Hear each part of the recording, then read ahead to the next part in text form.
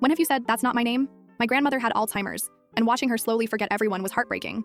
But there was this one moment I'll never forget. It wasn't sad. It was beautiful, in a strange way. I visited her in the nursing home every Sunday. Most days she'd call me Sarah, not my name.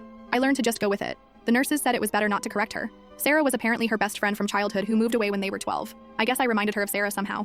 This particular Sunday, I brought her favorite flowers, yellow daisies. She was having a really good day, alert and chatty. We sat in the garden, and she started telling me stories about her childhood. Then she paused, looked at me intently, and said, "Sarah, remember when we used to pick daisies behind old Mr. Peterson's barn?" I smiled sadly, and was about to play along when she suddenly squeezed my hand and said, "No, wait, you're not Sarah. Sarah never brought me flowers. You're my Katie, my granddaughter Katie."